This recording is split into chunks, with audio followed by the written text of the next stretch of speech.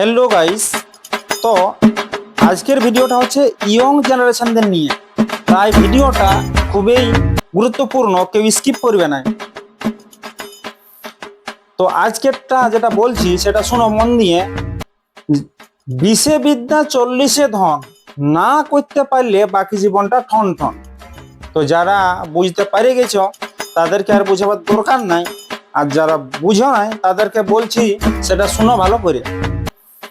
20-এ বিদ্যা মানে 20 বছরের মধ্যে তোমাকে বিদ্যা অর্জন করতে হবে। মানে পড়াশোনা যারা করছে স্টুডেন্ট লাইফ ইয়ং জেনারেশন, তারা 20 বছরের মধ্যে পড়াশোনাটা শেষ করো।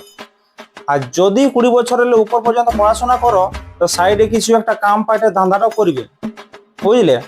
আর 40-এর মধ্যে ধন, 40-এর মধ্যে যা কিছু সঞ্চয় উপার্জন টাকা পয়সা জমা করতে পারলে সেভিং ব্যাংক অ্যাকাউন্টে সেভিং করে রাখবে। না হলে 40-এর পরে বাকি জীবনটা ঠন ঠন। সেটা আর বুঝতে হবে নাই, সেটা সবাই বুঝতে পারে গেছো যে ঠন ঠন মানেটা কি। কারণ এখনের যে দিন জামানা চলছে, কারণ 40-45 বছরের পরে কেউ কাউকে দেখবে নাই, সেইটা একটু ভালো করে মন দিয়ে রাখবে। আর যদি আমার ভিডিওটা ভালো লাগে তাহলে অবশ্যই কমেন্ট করবে, আর আমার পেজটা ফলো করবে। ভিডিওটা কেউ স্ক্রল করে পার করে দিবে নাই, রিলসের মতন করে ভিডিওটা পুরোটা দেখবে। যদি ভিডিওটা ভালো লাগে তাহলে একটা লাইক আর কমেন্ট করে যাবে। ধন্যবাদ।